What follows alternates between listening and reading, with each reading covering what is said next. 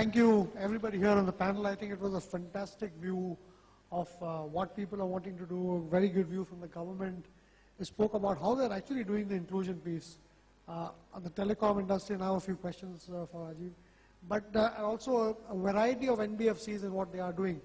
You know, the one thing that I can't help thinking after hearing at least all the NBFCs is that I'm not sure whether, I hope the government issues the right amount of licenses, but whether he issues or doesn't issue one, we are left with so much of deep analytics which has already been done, and so many new product innovations that are already on the table that I'm sure the existing banks will roll them out, for sure.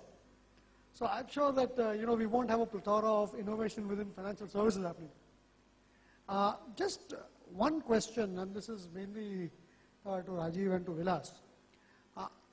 What do you think is the possibility within the regulatory framework and the acceptability framework of a telecom bank ever coming up? So can I ever see an Airtel bank or a Vodafone bank existing in the system? Let me tell you an interesting model, the Kenyan model.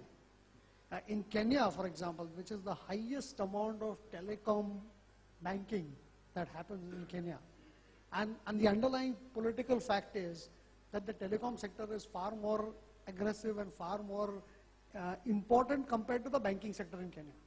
So it's very easy to implement that because the telecom companies, MTN in particular, had the advantage of saying what it wanted to say. And the banks were the more weaker ones. However, if you come to India, the situation is a little different. We have a very robust and a very mature banking system. And frankly, our need to actually push the telcos to do something is less. Correct. So that's really another question. All the NBFCs spoke about their business models and what each of them do really. A question, again, linking it, what I couldn't help thinking about is that as Anilji said, they are socially acceptable and economically viable. And they've always played a great role in society. And they are profitable, and they serve a banking or financial services ecosystem where the banks are at the top and the NBFCs serve the last mile customer. Why does that really need to change? If it's a model which is working, it's profitable, and it's not profitable for the banks though, it's profitable for you, why would observation? I had spoken with one of the farmers in Kerala, and I had told him, why do you go to an NBFC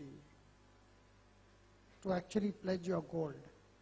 You pay up higher when the bank next door is cheaper, and it was cheaper. And his answer was that when do I pledge my gold, etc.? When I am in complete dire straits. The day I go, I need to get the money back. If I go to an NBFC, I actually get money and come back. If I go to a bank, I come back with an application form. And I think that was the big difference.